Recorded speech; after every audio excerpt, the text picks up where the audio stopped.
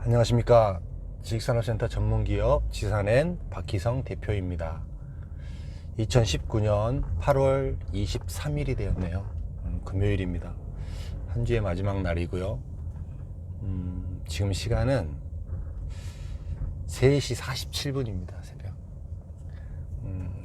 3시 한 반쯤에 깼는데 잠이 너무 안 와서요. 뭘 할까 고민을 하다가 차라리 좀 누군가에게는 의미 있는 일을 하자라고 생각을 해서 그냥 나왔습니다. 집에서. 오늘 시간에는요, 이렇게 잔잔한 도로에 차도 거의 없어요. 이제 오늘 시간에는, 이런 날은 저는 지식산업센터를 굉장히 이렇게 오래 해왔던 사람이잖아요. 근데 그럼에도 불구하고 참 투자를 잘못했던 사람 중에 하나거든요. 예, 제가 투자해서 잘못된 이런 상황을 돌이켜서 이런 걸 반면교사함으로 인하여서 이렇게 새롭게 투자하시는 분들이 이렇게 좀 슬기롭게 잘 좋은 결과를 냈으면 하는 바람에서 이 새벽에 좀 그 영상을 좀 준비를 해봅니다. 저는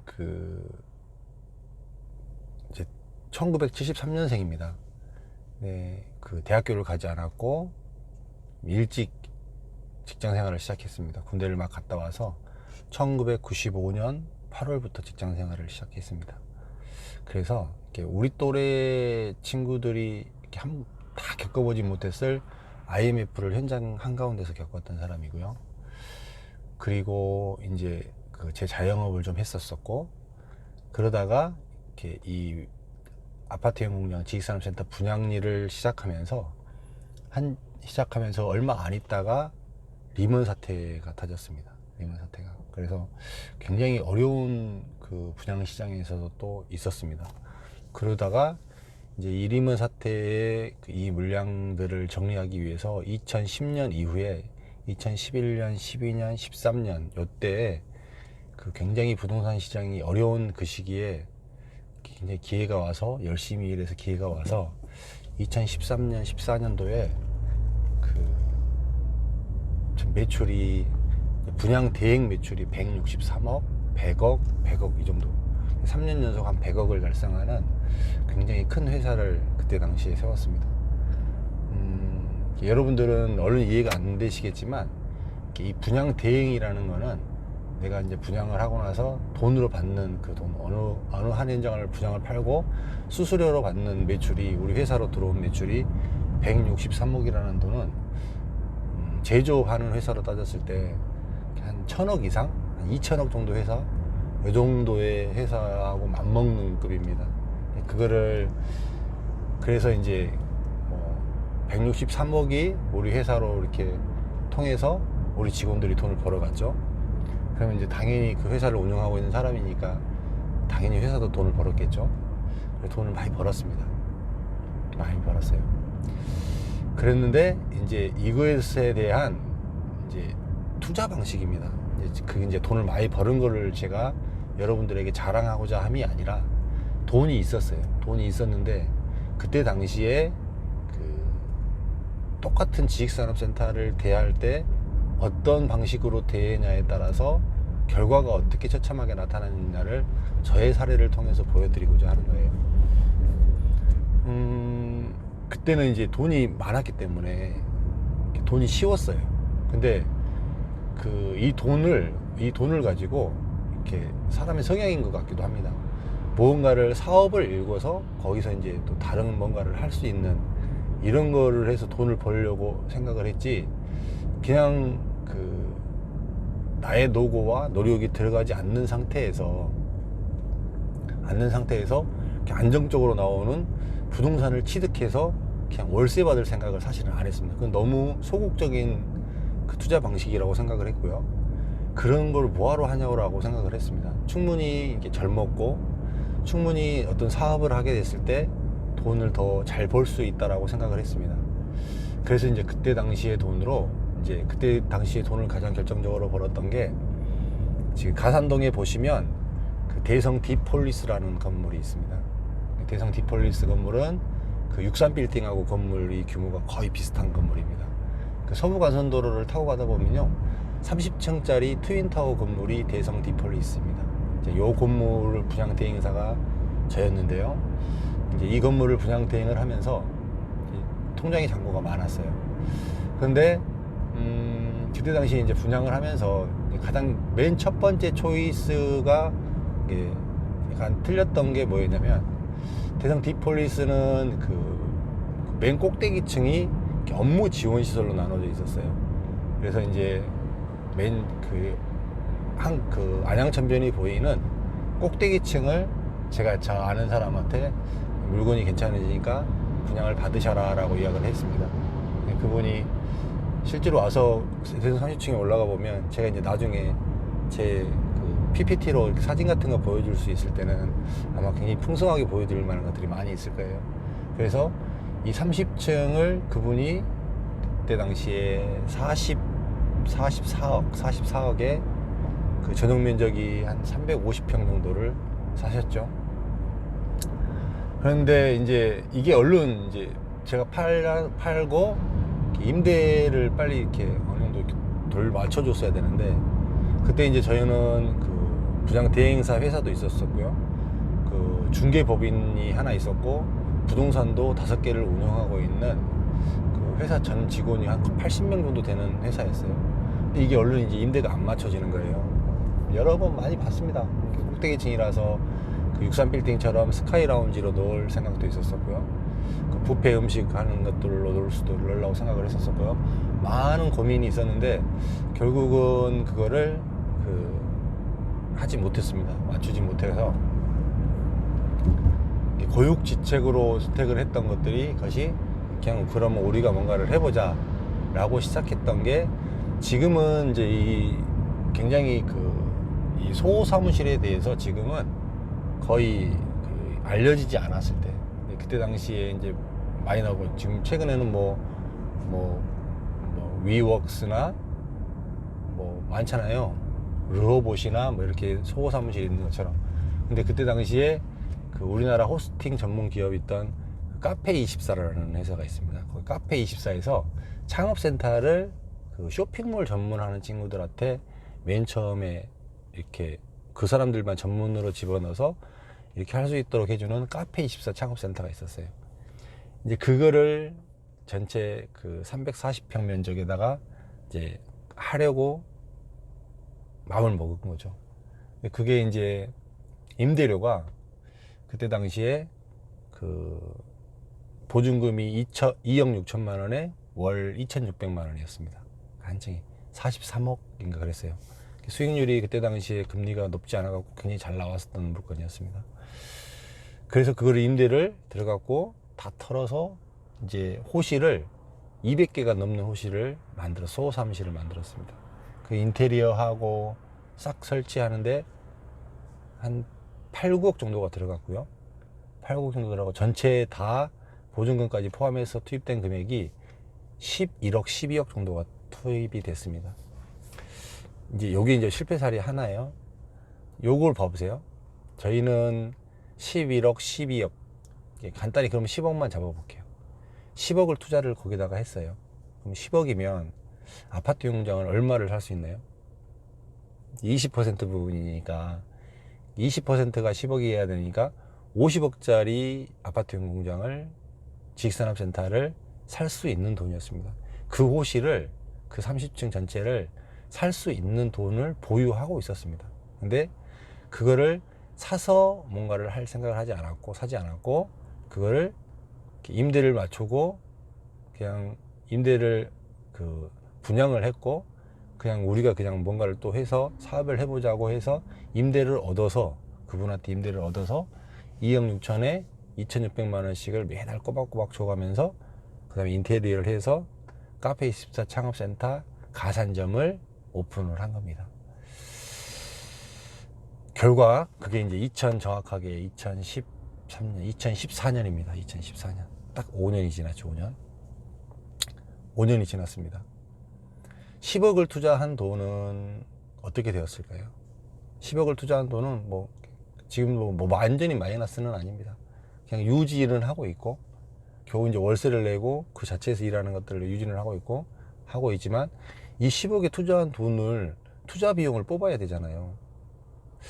제가 봤을 때는 거의 못 뽑았습니다.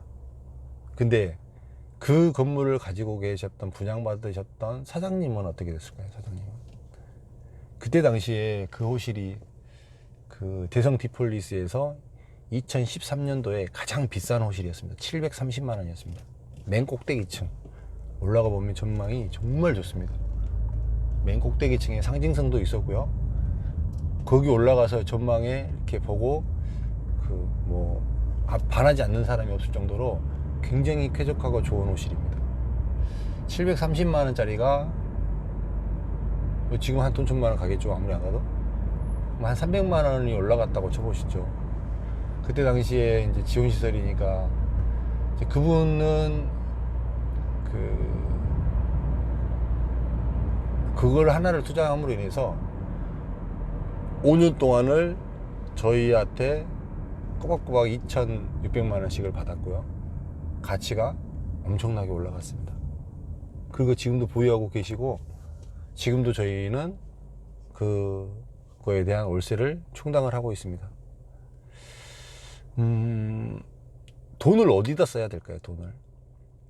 돈을 저희는 그때 당시에 제가 아까도 상황을 말씀드렸듯이 그 분양 대행사였고 중개법인도 가지고 있었고 부동산을 5개나 운영하고 있는 전문 부동산 회사였어요. 그러면 우리가 부동산을 취득을 했다고 하면 우리 물건에 대해서 임대를 이렇게 맞추고 임대를 돌리는데 최적화된 회사였어요. 그 다음에 우리가 노력을 들이지 않고 우리는 다른 일을 할 수 있는 이런 환경을 얼마든지 만들 수 있었어요. 그런데 그 상태에서 초이스를 전혀 새로운 일을 하는 것처럼 초이스를 했고 그걸로 인해서 거기에 사람이 매이고 신경을 써야 되고 나의 메인 핵심적인 일을 하지 못하는 결과를 낳게 돼 버린 거예요. 이거는 굉장한 기회비용을 날린 거예요. 돈뿐만이 아니라 쉽게 얘기하면 이 업계에서 굉장히 파워풀하게 일하고 더 훨씬 더 커나갈 수 있는 이런 환경적인 것들을 스스로 제어를 해버린 상황이 된 거예요. 이제 저는 여러분들에게 이 아침에 이 첫 번째 영상에서 여러분들에게 좀 강조해 드리고 싶은 이야기는 뭐냐면 이 부동산 투자를 결코 간과하지 말아야 된다는 게 그때 당시에 우리의 모습은 저의 모습은 전형적인 부자의 모습은 아니었습니다. 그런데 그거를 사서 우리에게 임대를 줬던 사장님은 부자의 선택을 한 거였죠. 그리고 자기 일을 다 했으니까. 그리고 자산은 올라갔으니까. 대부분의 부자들은 그렇게 돈을 벌었어요. 근데 그거를 이런 부동산의 중요성을 정작 분양을 하는 사람으로서, 그 다음에 이 지식산업센터가 최근에 이렇게 좋다라고 다른 사람들은 이야기를 하는데 정작 그 업의 한 중간에 있는 사람으로서, 가장 핵심적인 위치에 있는 사람으로서 이게 얼마나 좋은지를 사실은 몰랐습니다. 그거는 무식한 거고요, 깨닫지 못한 겁니다. 그러면 깨닫지 못하고 무식하면 기회비용을 쓸 수밖에 없습니다. 그거를 제 영상을 보시는 분들은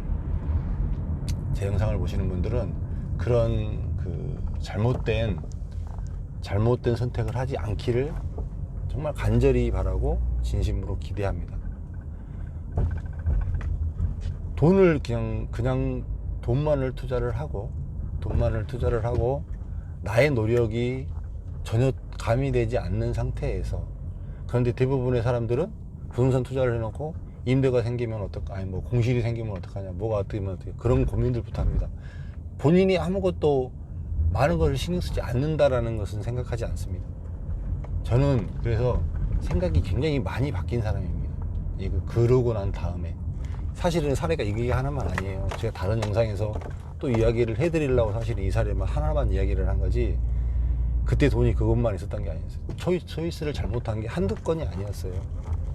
절대로 또 돈이 있다고 해서 이렇게 잘못된 이런 선택이면 계속 잘못된 선택을 하게 되는 거예요. 그거를 굉장히 조심하셔야 됩니다. 이제 새벽 4시가 됐는데요. 이렇게 이 새벽에 제가 굉장히 차분한 마음으로 제 자신을, 지나갔던 자신을 돌아보고, 그 다음에 누구에게나 어떤 사람들이나 내가 옛날에 이랬으면, 이때 이렇게 했으면 이란 후회는 누구든지 가지고 있는 것 같습니다. 근데 후회가 아니라 그 상황을 다시 되돌아보고 나서 그러면 앞으로는 어떻게 해야 할까? 앞으로는 어떻게 해야 할까? 제가 아까 전자에도 돈을 벌었을 때가, 저는 이제 제가 IMF와 리먼 사태를 같이 겪었다 그랬습니다. 2번 다 겪어본 세대로서 또 한 번에 이렇게 조금 부동산 시장이 흔들리는 시장이 오게 됐을 때는 분명히 투자하는 사람 입장에서 좋은 시절이 분명히 올 거예요. 그 시절에는 나는 어떻게 할 것인가. 그때가 오면 이 40대의 가장 핵심적인 나이, 세상을 바라볼 수 있고 세상을 알아갈 나이, 이 나이에 나는 어떻게 대처를 할 것인가. 그때는 어떻게 대처를 할 것인가. 그거에 대해서 요즘에는 계속 생각을 하고 있습니다. 제 영상을 통해서 이런 부분을 조금 더 짚어드릴게요.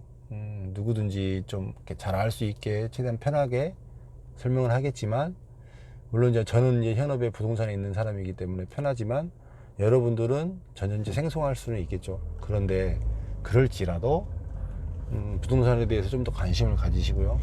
여러분들이 어떤 대단한 노력을 해서 부동산을 투자를 해서 돈을 버는 게 아닙니다. 돈을 투자를 해서 돈을 버는 거기 때문에 좀 더 공부를 하고 이 부분에 대해서 생각을 깊게 할 필요성이 있습니다. 이것에 대해서 이렇게 하고요. 좀 타이밍이 오고 있으니까요. 좀 유심히 제 영상도 좀 보시고 저의 반면교사도 들어서 잘 판단하시는 그런 삶이 되기를 진심으로 바랍니다. 오늘 영상 여기서 마치고요. 이따가 이제 아침이 좀 기니까 이따가 또 다른 거가 생각이 나면 한 편 더 올려드리도록 하겠습니다. 내용이 좀 도움이 되시면 구독도 눌러주시고 좋아요도 눌러주시고, 궁금하신 부분은 댓글을 좀 달아주시면 제가 여러분들에게 좀 더 양질의 내용들로 될 수 있도록 늘 고민하면서, 그 다음에 저의 지식이 여러분들에게 갔을 때 여러분들이 이게 돈으로 환산이 될 수 있도록 제가 좀 더 노력을 하도록 하겠습니다. 감사합니다.